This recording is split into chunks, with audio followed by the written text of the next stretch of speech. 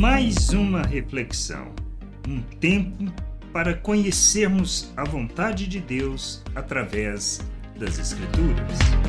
A gente vê na igreja, a gente vê no início da igreja, o combate ao mau ensino, ou seja, em todo o tempo rejeitando aquilo que era mau ensino, seja Ananias e Safira, seja a questão lá do Simão, em que Pedro fala com ele sobre a atitude dele e o que ele estava fazendo, e tem outras situações.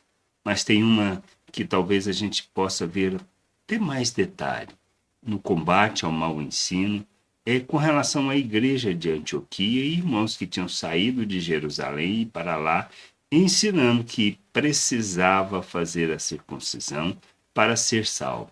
Isso não tem nada a ver com o evangelho, nem o que havia sido pregado até então. Paulo e Barnabé discutindo com essas pessoas, e aí então a igreja decide enviar essas pessoas, Paulo e Barnabé e mais alguns, para Jerusalém para discutir o assunto em Jerusalém. Então isto, depois de debaterem, depois de discutirem, depois de Simão falar, Tiago, aí então escrevem uma carta e diz assim, lá em Atos 15, 23 até o 26. Mandaram por eles a seguinte carta, ou seja, por Silas, que estava indo, Judas, além daqueles que tinham ido lá discutir.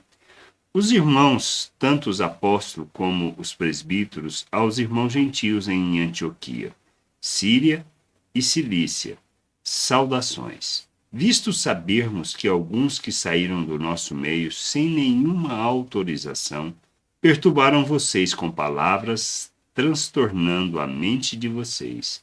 Pareceu-nos bem, chegados a pleno acordo, eleger alguns homens e enviá-los a vocês com nossos amados Barnabé e Paulo, homens que têm arriscado a vida pelo nome de nosso Senhor Jesus Cristo. Ou seja, aí eles reuniram, tomaram uma decisão e comunicaram de forma conjunta aquilo que estavam decidindo. Mas o fundamental é combater o mau ensino. As práticas, elas poderiam continuar porque elas faziam bem até mesmo para a saúde com relação, por exemplo, à circuncisão. E assim tem outros rituais importantes que talvez poderiam ser observados ou instigados, mas não como condição de salvação, pois não tinha nada a ver. A salvação, a reconciliação com Deus, o perdão, a justificação através de rituais, porque não são rituais, não são regras que nos salvam. É isso que a gente precisa entender e compreender. E esses irmãos reuniram, depois da contenda que iam lá para Jerusalém, eles conversaram, eles discutiram, relembraram o que Deus tinha feito por meio de cada um, e aí então enviam de volta aqueles irmãos, juntamente com Judas e Silas, para comunicar a decisão que aquele concílio, aquela reunião, aquele conselho tinha tomado, combatendo o mau ensino. A gente não pode permitir o mau ensino no meio da igreja. A gente não pode permitir que pessoas sem entendimento, sem discernimento, tragam ensinos que, na realidade, irão mais prejudicar a igreja, o crescimento, o amadurecimento da igreja. As decisões tomadas foram simples, que evitassem certas coisas importantes de se fazer.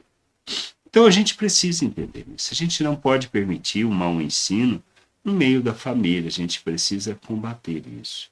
E como fazemos isso? Esta é a questão. E a gente precisa crescer nessas decisões tomadas em conjunto, de maneira que a gente possa fazer a vontade de Deus, viver a vontade de Deus e ensinar sobre a vontade de Deus. Que a gente possa crescer, amadurecer, compreender todas as coisas e agir dentro daquilo que seja a vontade do Espírito, para que seja comunicado de maneira segura a todos o verdadeiro crescimento, entendimento e compreensão da vontade de Deus. Graça e paz sobre a tua vida. Amém. Gostou da reflexão? Compartilhe. Não deixe de ler as Escrituras. Medite para poder crescer no conhecimento e vontade de nosso Deus e nosso Pai, para que, conhecendo o Senhor, possa o revelar ao mundo.